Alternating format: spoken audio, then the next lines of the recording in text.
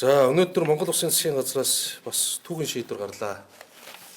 Өөрөөр хэлбэл Монгол Улсын үндсэн хууль зааснаар засгийн газар өөрөө гэмт хэрэгтэй тэмцэх ёстой. Энэ гэмт хэрэгтэй тэмцэх үүрэг донд авилгын гэмт хэрэгтэй тэмцэх үүрэг нь бас багтана. Тэгээ өнгөрсөн жилүүдэд иргэдийн бухимдлыг хамгийн ихээр төрүүлж исэн энэ баялагын шудраг ус хуваарлалт төрийн өндөр албан тушаал ашиж байгаа этгээдүүд баяждаг, хөлждөг, хөрөнгөчдөг энэ асуудал дээр ард иргэд маш бухимдалтай байсан. Монгол Улсын үндсэн хуулийн 16 дугаар зүйлийн 3 дахь хэсэгт Монгол Улсын иргэн шударгаар өмчтэй байх хэрэгтэй тухай зааж өгсөн. Шударгаар хөрөнгөтэй болж болох тухай заасан. Харамсалтай нь энэ шударгаар гэдэг энэ үгийн утга гажуудаж албан тушаалтнууд төрийн эрх мэдэл бүхий байсан хүмүүс дандаа хөлждөг, хөрөнгөтэй байдаг. Үүнд нь хуулийн хариуцлага тооцдог ийм бухимдал байсан. За өнгөрсөн жилүүдэд Монгол улс 3 ч удаа өршөөлөө үйл баталсан. Үүний хоёрт нь албан тушаалын гэмтрийг бүтэн хамруулсан, нэгт нь хэсэгчилсэн. 2015 онд эдийн засгийн ил тод байдлын тухай хууль гаргасан. Энд бол 35.4 их 80 төгрөгийн хөрөнгө багтсан. Тэр үед улсын төсөв 6 их 80 байсан. Ингээд өнгөрсөн жилүүдэд энэ албан тушаалтай хүмүүст хариуцлага тооцох, эдгээрийн хөрөнгийг хураах асуудал бол байнгын бэрхшээлтэй явж ирсэн. За үүний шалтгаан хууль эрх зүйн орчинд байсан.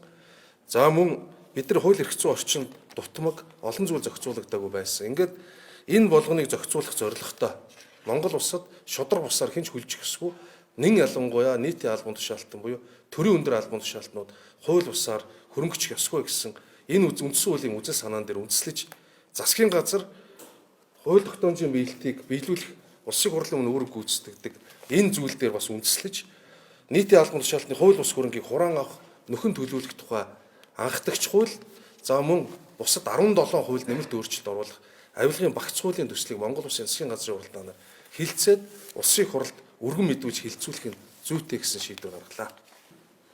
Энэ хуулиар нэг зүйлийг тодтогч хэлье. Үнэхээр авилгал хийлгэх бол аваад албан тушаал уруулсан бол эрүүгийн хуулиар хариуцлага хүлээн. Тэгвэл авилгын гэмт хэрэгт хамгийн зөв шийтгэл бол хөрөнгө хураах явдал байдаг.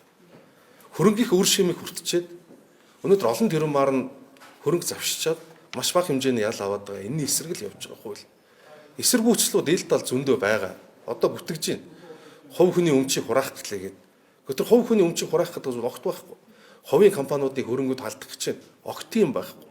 Та төрийн өндөр албан тушаал, төрийн албан тушаалтан байгаагүй бол та тэр хугацаанд өөрийнхөө албаны эрх мэдлийг уруулаагүй бол бусад ямар ч субъектэд хамаагүй. Бид бол энэ хуулийг өнгөрсөн хугацаа гэхээсээ мэдээж 2002 оны эрүүг хууль батлагдсан хойш одоо хүртэл 23 жилийн үйл ажиллагаа энэ хуулинд хамрагдана. Удаан үргэлжилнэ. Маш их цаг хугацаа орно. Бид бас үр дүн гарна, маш хэмжээний хөрөнгө хураагдана гэж найдаж. Гэхдээ үүнээс цааш Монгол улсад чи төрийн алба хашиж байгаа бол төрийн эрх мэд хэрэгжүүлж байгаа бол чи хувьдаа хөрөнгөж чадахгүй. Цалингаараа тайлбарлаж чадахгүй, цалингаа давсан орлогоо чи бусдаар тайлбарлаж чадахгүй бол тэр чинь хураагдана. Үнэхээр төрд ажиллая гэж байгаа бол цалингаа аваад шудраг ажил өөр байдлаар хөрөнгө цуглуулах гэж бол чи хувийн хэрэгсэл очиод бизнес хийх гэсэн энэ зарчмал Монгол улс тогтох ёстой.